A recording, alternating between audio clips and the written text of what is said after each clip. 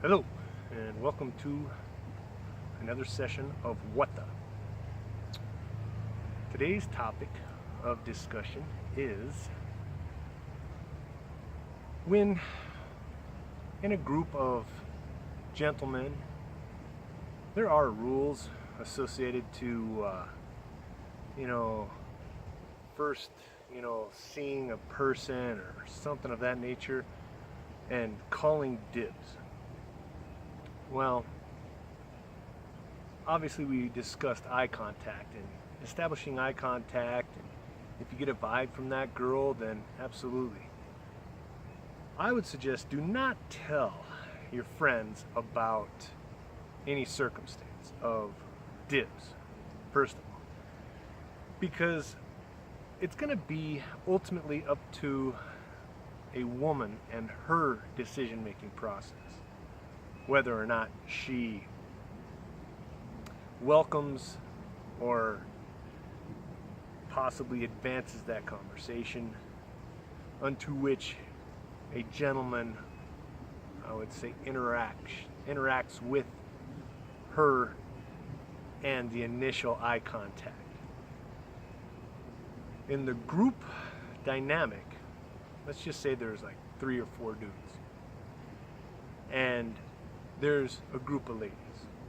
So there's obviously going to be, maybe some tactical measures integrated in regards to reconnaissance, checking out the girls, telling your boys, hey, check out that group of girls, and so on.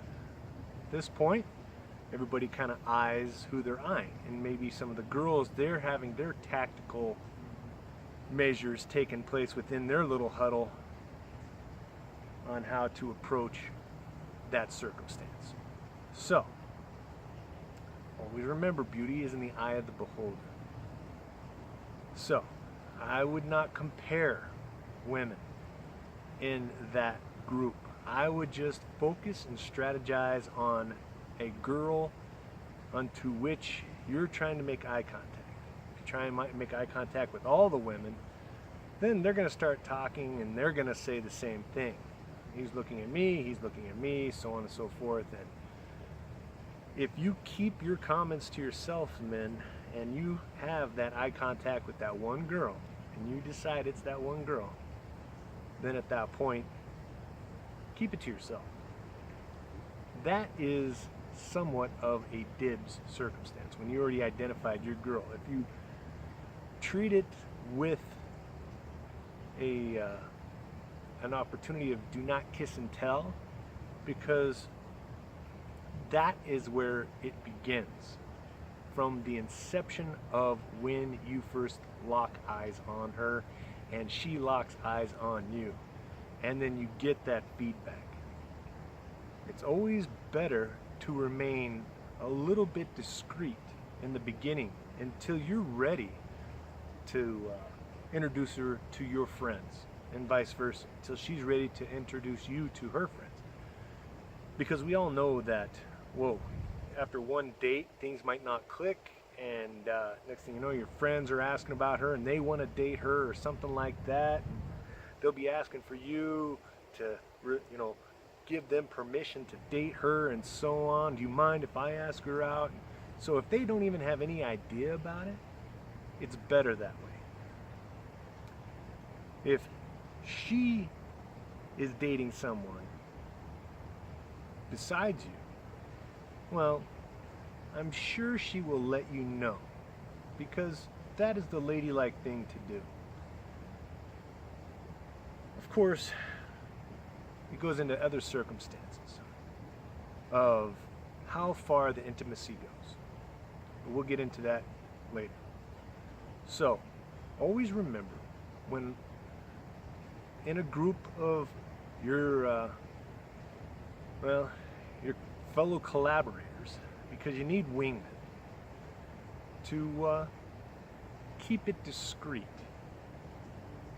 The nods, you just agree. If someone makes a comment, oh, look at those ladies, yeah, yeah. And then you can say, very nice, very nice. Just a general sense of acceptance.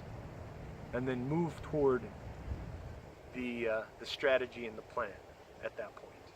And keep it to yourself, keep it discreet. And then because if you're getting into a circumstance where you're dating her and you're moving forward, and somehow one of your wingmen find out about it, and they're asking you, if they don't have any respect for the circumstance of monogamy and the unspoken rule of don't date your friends' girlfriends and so on, well then the whole thing will be what the. So make sure that you have quality wingmen hanging around with you, kind of establish the ground rules, and then at that point you let the women choose. So